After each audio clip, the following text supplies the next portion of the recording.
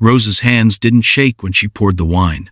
They shook when the Korean crime lord spoke Hausa to test his men, never expecting the server to understand every word about moving girls through Busan ports. She answered him in flawless Hausa, and 8 dangerous men went silent. This is how a hidden past collides with the present, how invisibility becomes impossible. Don't forget to subscribe if you haven't. This story is about to get intense. Rose had learned to make herself small. At 26, she'd perfected the art of being present but unremarkable, of moving through spaces without leaving an impression.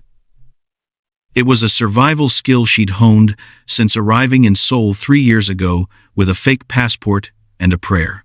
Tonight, she wore her uniform like armor, black button-down shirt, black slacks, her natural hair pulled back in a sleek bun that had taken 30 minutes to perfect.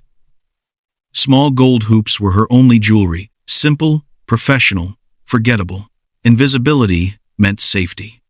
Invisibility meant she could send money to her mother back home, could pay rent on her tiny studio in Itaewon, could survive. The restaurant, Seo Leung House, occupied the top floor of a glass tower in Gangnam, where souls sprawled beneath them like scattered diamonds. She'd gotten the job through sheer persistence, showing up every day for 2 weeks until the manager finally relented. The tips here could cover a month's rent. She couldn't afford to lose this. Table 7 needs their wine. Marcus, the head server, hissed at her.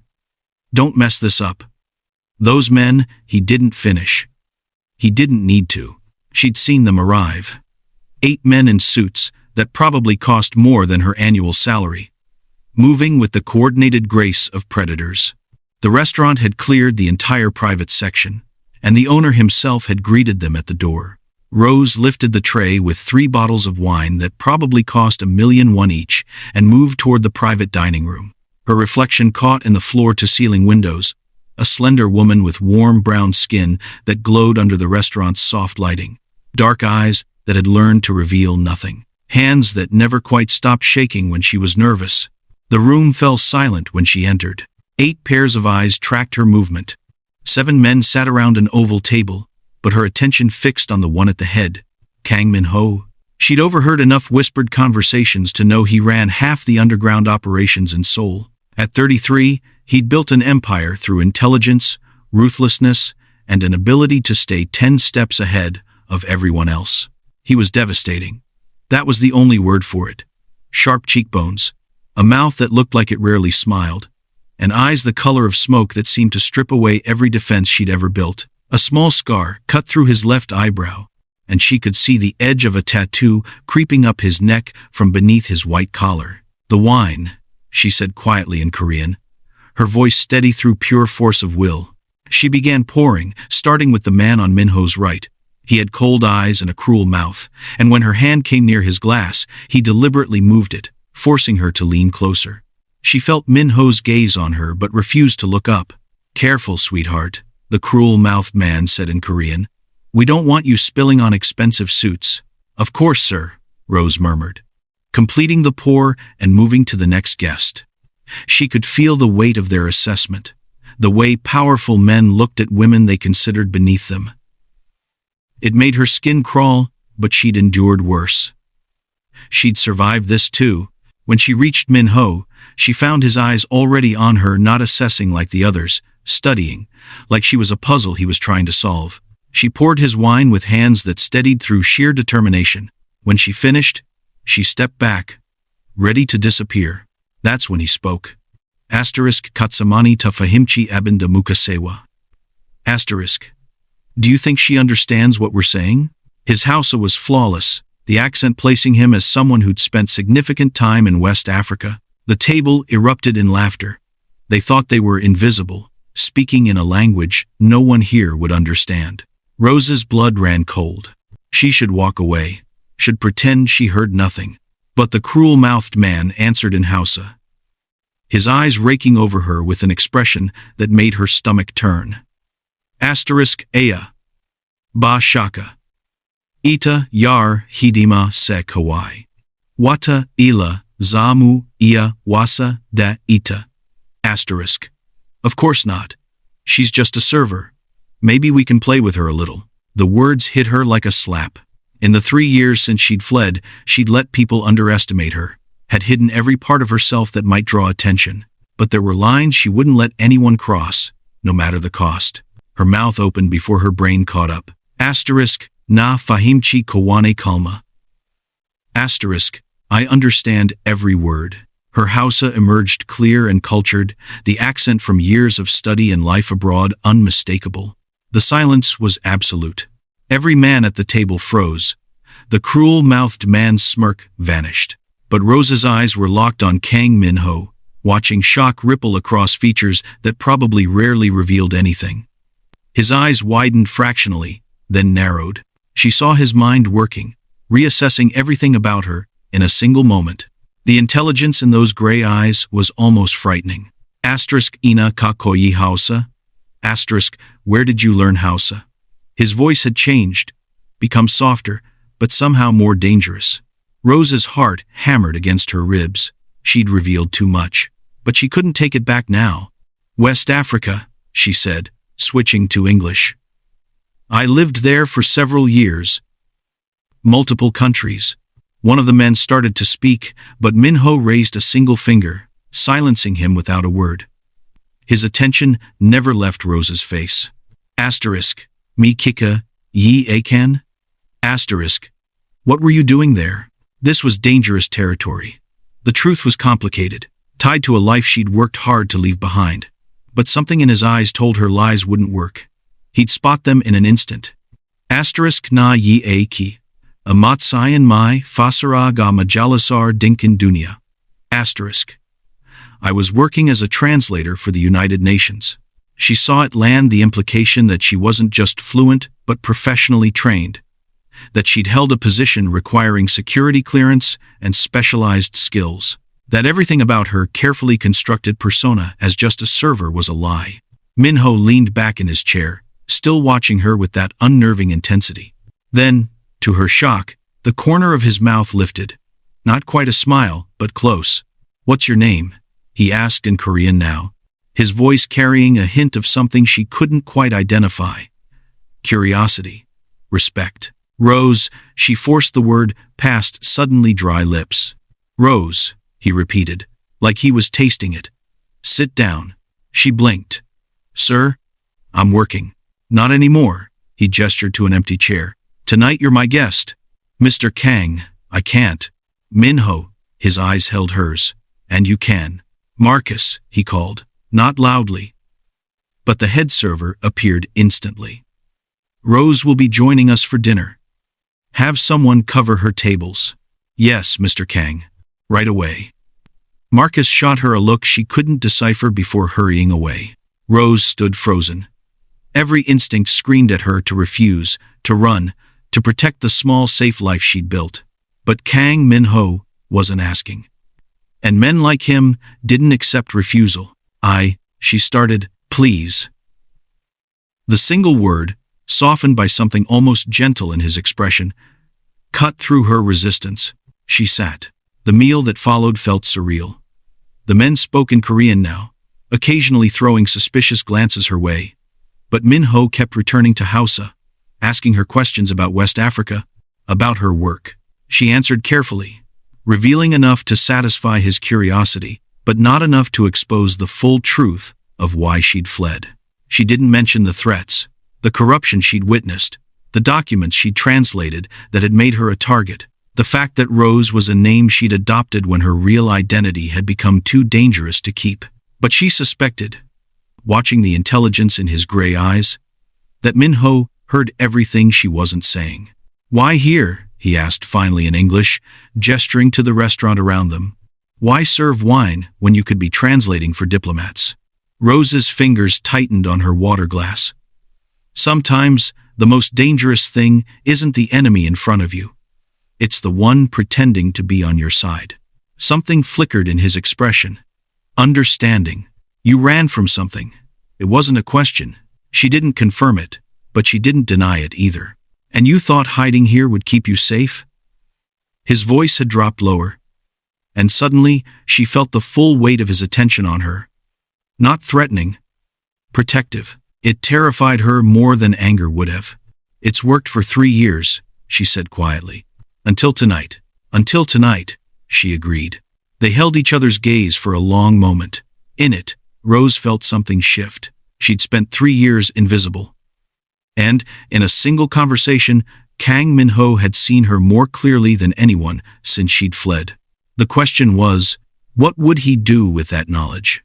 Before you continue, hit subscribe, because what starts as accidental exposure becomes something far more dangerous.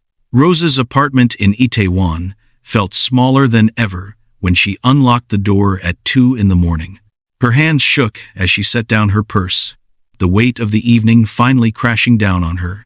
She'd stayed until the meal ended, endured Min-ho's intense scrutiny and the men's suspicious glances, and somehow maintained her composure. But now, alone in her studio, with its second-hand furniture and view of narrow alleys, she could admit the truth. She'd made a terrible mistake. She changed into sweats and a t-shirt, then sat on her bed, staring at the window. Her phone buzzed. An unknown number. "You left without your tips, M." Rose's heart stuttered. How did he get her number? "I'll collect them Monday," she typed back after a long moment. Monday, the restaurant is closed. She'd forgotten. Her mind felt sluggish with exhaustion and fear. Tuesday. Then, 3 dots appeared, then disappeared, then appeared again. "I want to see you tomorrow. Lunch. I'll send a car at noon." Rose stared at the message. This was how it started, wasn't it? Men like Min-ho didn't ask. They commanded. "I'm busy tomorrow," she lied. No. You're not. You work Tuesday through Saturday. I know your schedule. Rose. A chill ran down her spine. How much did he know? Had he been watching her before tonight? This is inappropriate. She typed. What's inappropriate is what my man said about you in Hausa. What's inappropriate is you walking home alone at 2 a.m. through neighborhoods I wouldn't let my men enter unarmed. What's inappropriate is you working yourself to exhaustion when you're clearly meant for better things. Rose's fingers hovered over the keys. She should tell him no, should block the number, should quit Seoleung House and find work somewhere he'd never find her. Instead, she typed. Why do you care? The response came quickly. I don't know yet. But I'm going to find out. Noon tomorrow. Don't make me come get you. She didn't respond, but she also didn't sleep. The car arrived at 11:55.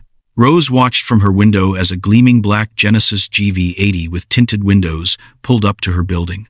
A man in a suit stepped out, not Min-ho, but clearly one of his men. Professional, alert, armed. She'd bet money on it. She'd dressed carefully. Jeans and a rust-colored sweater that brought out the warmth in her brown skin. Her hair in loose curls around her shoulders. Minimal makeup. Not trying too hard, but not looking like she'd given up either. The driver held the door open without speaking. The interior was leather and luxury. So far removed from her normal life, it felt like entering another dimension. They drove in silence through Itaewon, across the river toward Gangnam. But instead of heading to a restaurant, they went to a residential area of sleek high-rises. Rose's unease grew. "Where are we going?" "Mr. Kang's residence," the driver said, his tone neutral. "I thought we were having lunch." "You are. He's cooking." Rose blinked. Kang Min-ho, crime boss, dangerous man, ruler of half of Seoul's underworld, was cooking lunch. The building they stopped at was elegant and discreet, the kind of place where you needed more money than most people made in a lifetime just to get past the security desk. They rode an elevator to the penthouse, and when the doors opened, Rose stepped into a space that stole her breath. Floor-to-ceiling windows overlooked the Han River. Modern furniture in grays and blacks. Art on the walls that looked original and expensive. But what struck her most was how quiet it was. Not just absence of noise, but profound stillness, like the apartment existed outside the normal chaos of the city. "You came," Min-ho said, appearing from what must be the kitchen. He wore dark jeans and a simple black t-shirt that showed the full extent of his tattoo, intricate Korean characters and geometric patterns running up his neck and down both arms. In casual clothes, he should have seemed less dangerous. Somehow, he seemed more. "You didn't really give me a choice," Rose said, trying to keep her voice steady. "There's always a choice." He moved closer, and she caught his scent, expensive cologne, with hints of cedar and something darker. "But I'm glad you chose this." "Why am I here, Minho?" He studied her for a moment, those gray eyes seeming to see too much. "Because last night you revealed something about yourself, and I have questions. Because I can't stop thinking about you, and because I think you're in danger, and I want to help." "I don't need your help. Everyone needs help sometimes, Rose." He gestured toward the living room. "Come. The food's almost ready." Against her better judgment, she followed. The kitchen was state-of-the-art but clearly used. Spices lined up on the counter. A well-worn cutting board. Pans that showed age and care. Minho moved around the space with surprising comfort, finishing what looked like a Korean spread: banchan, bulgogi, kimchi, jjigae, perfectly steamed rice. "You cook," she said, unable to hide her surprise. "My mother insisted all her children learn." He plated the food with practiced ease. She said, "A man who can't feed himself is a man who can't survive." Smart woman. She was, past tense. Something flickered in his expression, pain quickly masked. "She died when I was 15. This was her favorite meal to make when we had guests." Rose felt something soften in her chest. It was easy to see Kang Min-ho as just a dangerous criminal. Harder to see him as a boy who'd lost his mother young, who'd learned to cook her recipes to keep her memory alive. They ate in the living room, the city sprawling beneath them. The food was excellent, and Rose found herself relaxing despite her better judgment. Min-ho asked about her life in West Africa, about the places she'd seen, the people she'd met. She found herself talking more than she'd intended, sharing carefully edited memories of a life that felt like it belonged to someone else. "What made you leave?" he asked finally. The question she'd been dreading. Rose set down her chopsticks, her appetite vanishing. "I saw something I shouldn't have. People I worked with, people I trusted, were involved in things that made me a liability. When I tried to report it, they made it clear what would happen if I didn't disappear." "Who?" Min-ho's voice had gone cold. "It doesn't matter. I left, changed my name, started over. It matters to me." He leaned forward, intensity radiating from him. "Rose, the moment you spoke Hausa last night, you put yourself at risk again. My men talk. Word spreads. If someone's looking for a woman with your skills, it won't take long to find you." Fear clutched at her throat. She'd known this, had spent all night thinking about it. But hearing him say it made it real. "I'll quit. Move again. I've done it before. Running isn't a solution, it's a delay." Min-ho's hand covered hers on the table, and she startled at the warmth of his touch. "Let me protect you." "Why?" she whispered. "You don't even know me." "I know enough." His thumb traced small circles on the back of her hand, the gesture surprisingly gentle. "I know you're brave enough to speak truth to power. I know you're smart enough to survive 3 years on your own. I know you hide yourself behind serving trays and uniforms. But last night, I saw who you really are." He paused, seeming to search for words. "And I think you're worth protecting." Rose's eyes burned with tears she refused to shed. No one had offered to protect her in so long. She'd learned to be her own fortress, her own defender. But God, she was tired. So tired of being alone. "I don't want to owe you," she said softly. "Then don't. Think of it as mutual benefit. You help me sometimes with translations, legitimate ones. Nothing illegal. I make sure no one comes looking for you. We help each other." It was a lie, and they both knew it. The way he looked at her wasn't about translations or mutual benefit. It was about something far more complicated, far more dangerous than any enemy from her past. But Rose found herself nodding. Okay, Min-ho repeated, and his smile, rare and devastating, made her breath catch. She didn't know if she'd just made the smartest decision of her life or sealed her fate. But as she sat in Kang Min-ho's penthouse, his hand warm on hers and the city glittering below, Rose realized she was tired of running. Maybe it was time to let someone else stand beside her for once. The next 2 weeks passed in a blur that felt like living between two different lives. By day, Rose worked her shifts at Seoleung House, serving wealthy patrons and carefully avoiding the private dining room. By night, and on her days off, she found herself pulled into Min-ho's orbit in ways she couldn't quite resist. He was true to his word about protection. Two men, silent, professional, always at a discreet distance, began following her. At first, it unnerved her, but she quickly learned they were competent and surprisingly respectful. They never intruded, never made her feel watched in a predatory way. They were simply there. Min-ho called her every evening at 9. Sometimes they talked for hours. Sometimes just a few minutes. They talked about everything. Her childhood, his in Seoul, her love of languages, his of chess, her dreams of someday returning to translation work, his complicated feelings about the family business he'd inherited. "Do you ever wish you'd chosen differently?" she asked one night, curled up on her couch with the phone pressed to her ear. "Every day," his voice was quiet. "But my father built this empire, and when he died, I had two choices: take over or watch it tear itself apart. My siblings, my cousins, the families that depend on us, they needed someone strong, someone willing to do what was necessary. That's a lot of weight to carry." "It is." A pause. "You understand that, don't you? Carrying weight you never asked for." Rose thought of the documents she'd translated, the corruption she'd uncovered, the way her whole life had imploded because she'd tried to do the right thing. "Yeah," she said softly, "I understand."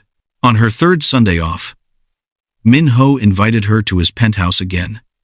This time, he wanted to teach her to play Baduk Times, the traditional Korean strategy game.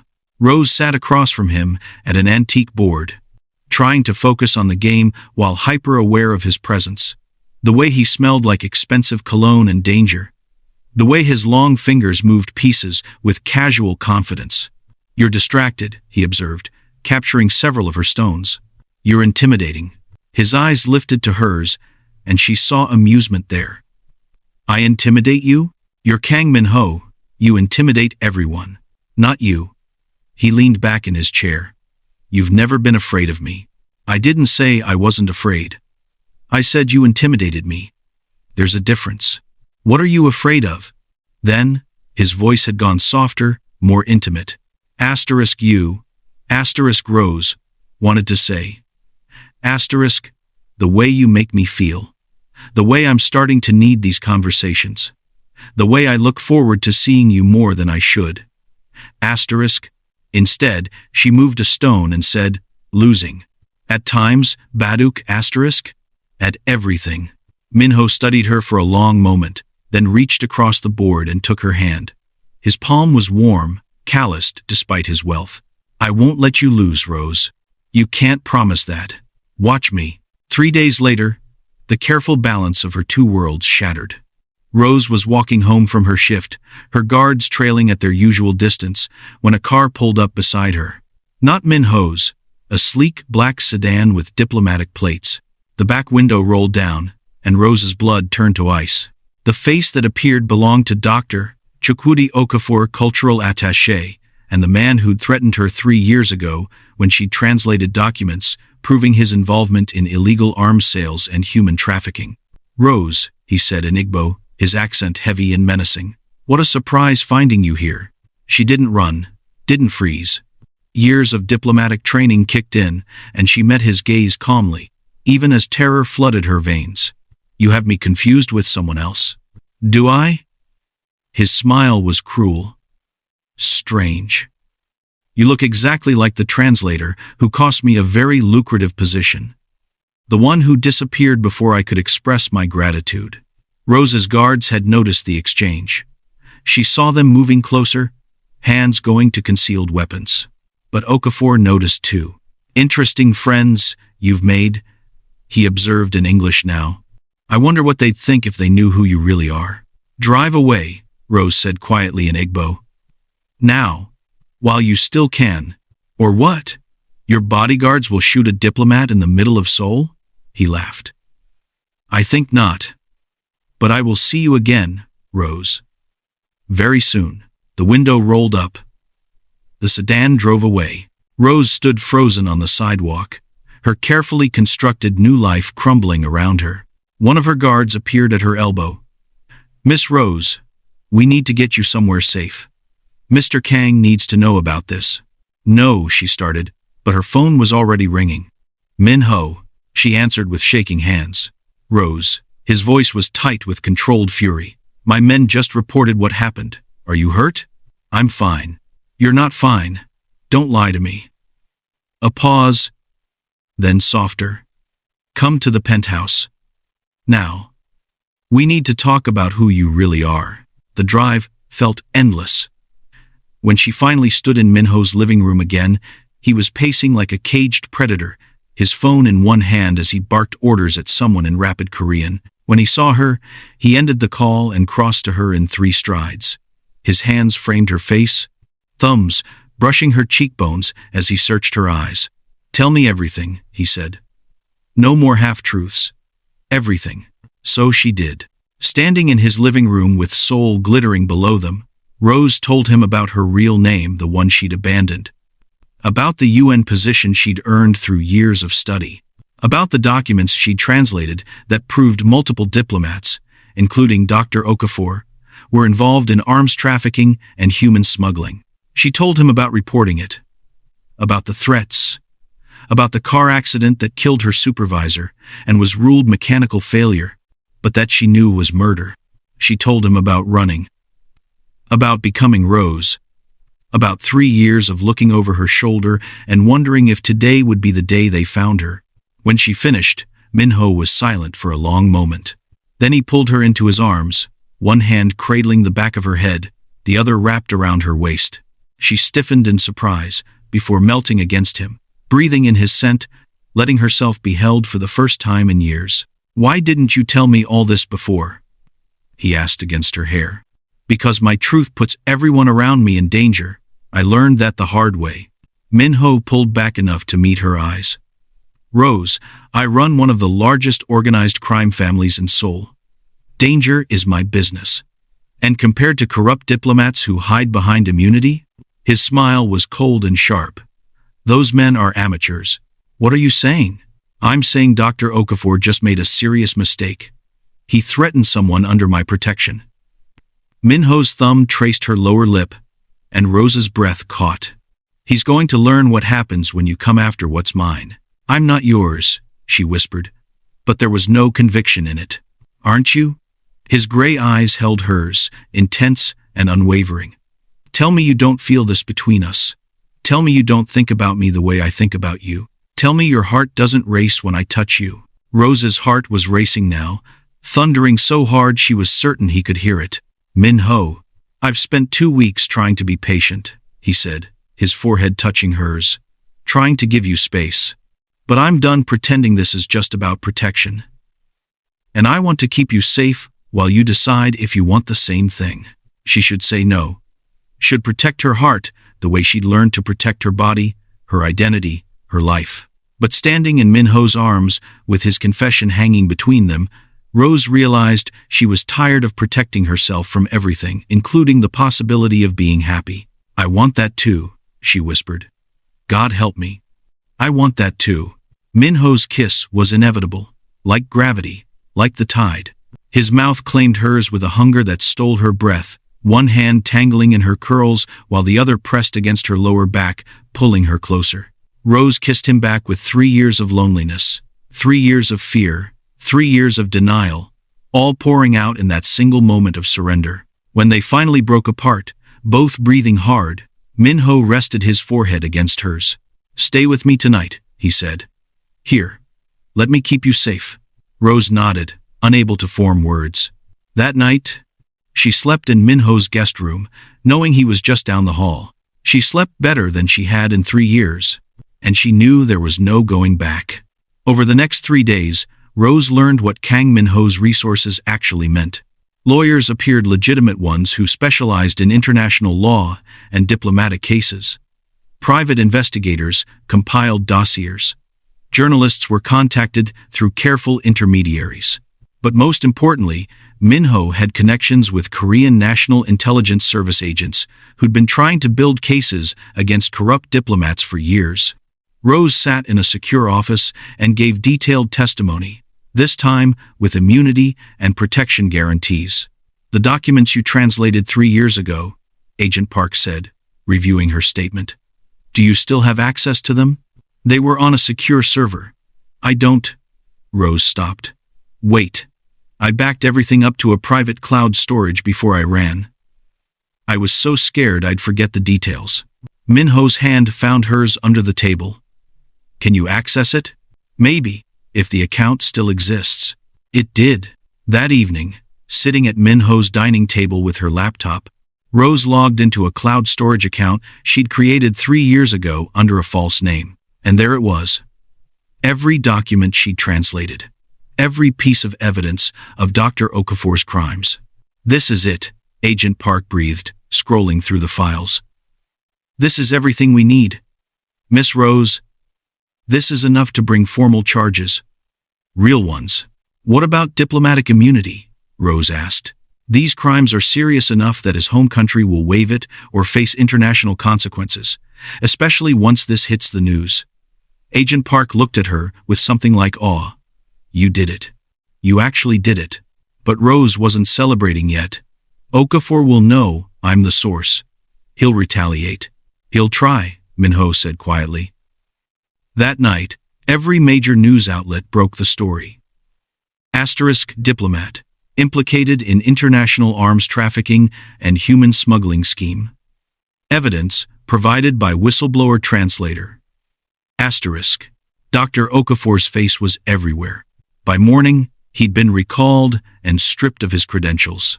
Rose stood at Min-ho's windows, watching the city wake up, and felt something she hadn't felt in years. Safe. Min-ho's arms wrapped around her from behind. "How do you feel?" "Like I can breathe again." She leaned back against his chest.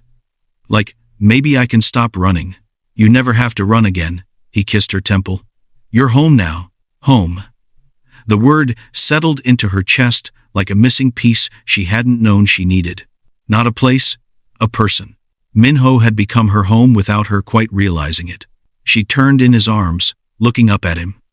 In the morning light, he looked softer, younger, more vulnerable than the dangerous man the world saw. "What happens now?" "Now?" His thumb traced her jaw. "Now you decide what you want your life to look like. The UN has already reached out about reinstating you.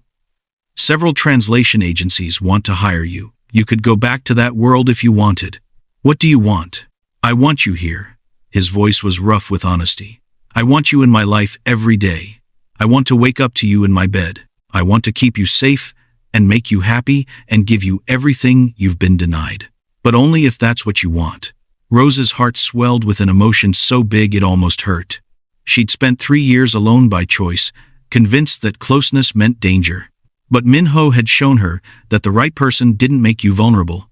They made you stronger. "I want that too," she whispered. "I want you." His kiss was gentle this time, almost reverent. "Then you have me," he said against her lips. "All of me. For as long as you'll keep me. That might be a very long time." "Good," Min-ho smiled, "because I'm not letting you go." 6 months later, Rose stood in the penthouse that had become her home, preparing for an event that terrified her more than Dr. Okafor ever had. Meeting Min-ho's family. "They're going to hate me," she said for the 10th time, adjusting the deep blue hanbok Min-ho had insisted on buying her. It hugged her curves perfectly, the color making her brown skin glow. Her natural curls were styled in an elegant updo, small jade earrings, a gift from Min-ho catching the light. Min-ho appeared behind her in the mirror, devastating in a tailored black suit. His hands settled on her waist. "They're going to love you," he said. "My sister G1 already follows your Instagram." "That's not reassuring," Rose turned to face him. Min-ho, I'm the woman who took their boss away from his duties. Who doesn't understand your world? Who makes me happy? He kissed her forehead. That's all that matters to them. You make me happy, Rose. They'll see that in about 30 seconds. The dinner was held at an upscale restaurant in Gangnam, one of the Kang family's legitimate businesses. When Rose walked in on Min-ho's arm, the room fell silent. 10 pairs of eyes assessed her, and she felt every inch the outsider she was. Then a woman, with Min-ho's gray eyes and a warm smile, stood up. Rose? Finally. Ji-won crossed to her, pulling her into a hug before Min-ho could introduce them. I'm Ji-won, the favorite sister. These are my brothers Sung-ho and Jae-min, my cousins Hae-won and Tae-yang, and about a dozen others you'll forget immediately. The ice broke. Over the course of the evening, Rose found herself swept into the warmth of the Kang family.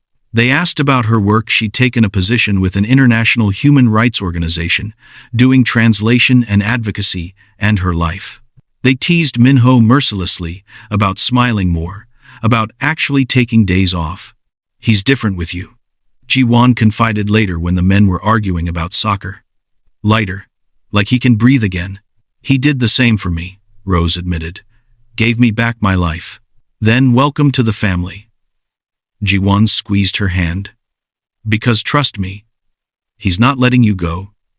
Later that night, back at the penthouse, Rose found Min-ho on the balcony overlooking the river. She wrapped her arms around him from behind, resting her cheek against his back. Thank you, she said quietly. For what? For sharing them with me, your family, your life. For making me feel like I belong. Min-ho turned in her arms, his hands cupping her face. You do belong. Here, with me. He paused, then reached into his pocket, and Rose's breath caught as he pulled out a small velvet box. Inside was a ring. A stunning deep green jade stone surrounded by small diamonds. Elegant and unique. Clearly custom-made. Rose, Min-ho said, his voice steady, despite the emotion in his eyes. Whatever name you were born with, whatever identity you carried before, whoever you want to be, I want to be there for it. I want to wake up next to you every morning and fall asleep holding you every night. I want to protect you and cherish you and argue with you about stupid things and make you laugh until you can't breathe. His voice went rough with emotion. Marry me, please. Tears spilled down Rose's cheeks. 6 months ago, she'd been alone, terrified, convinced she'd never be safe again. Now she stood in the arms of a man who'd moved heaven and earth to protect her, who'd given her back her voice and her power, who looked at her like she hung the stars. Yes, she whispered. Yes, yes, yes. Min-ho slipped the ring on her finger, then kissed her with a passion that promised forever. When they finally broke apart, both breathless and laughing, Rose realized something profound. She'd spent 3 years learning to survive alone. Now she was learning something infinitely better, how to live with someone who loved her completely. I love you, she said against his lips. I love you so much. I love you too. Min-ho's smile was radiant, transforming his usually serious face. My brave, brilliant, beautiful wife-to-be. Wife. The word filled her with joy instead of fear, because, with Min-ho, Rose had learned that love wasn't about losing yourself. It was about finding someone who helped you become more fully yourself than you'd ever been alone. They stood on the balcony as the city lights sparkled below, wrapped in each other's arms, no longer running from the past or fearing the future. Just living, loving, and choosing each other over and over again. The courtroom was packed with journalists, diplomats, and law enforcement. Rose sat in the witness stand, poised and professional in a navy suit, her wedding ring catching the light as she gestured. Min-ho sat in the gallery, his presence a steady anchor. This was the final trial, not Dr. Okafor's, who'd already been sentenced in absentia after his country waived immunity.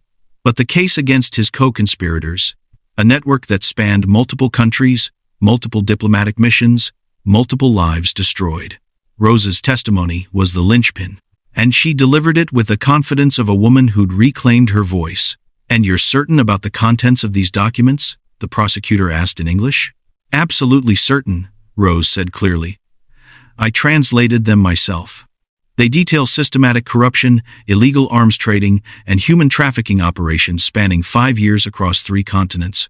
She spoke for 2 hours, switching between English, Korean, and Hausa as needed, providing context and nuance that only someone with her expertise could offer. When she stepped down, Minho was waiting. He pulled her into his arms, and she breathed him in, grounding herself. "Proud of you," he murmured against her hair in Korean. "Couldn't have done it without you," she replied in the same language. They walked out of the courthouse, hand in hand, and Rose paused on the steps, looking up at the sky.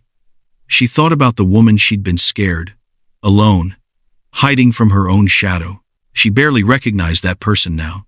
Rose Kang, she'd taken Minho's name. Building something new while honoring all the versions of herself she'd been was no longer running.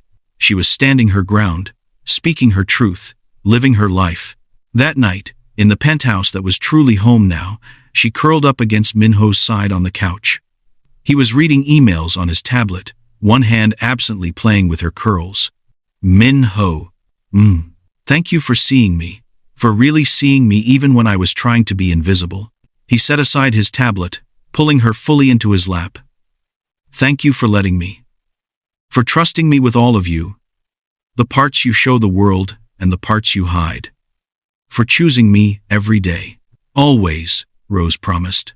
"I'll always choose you."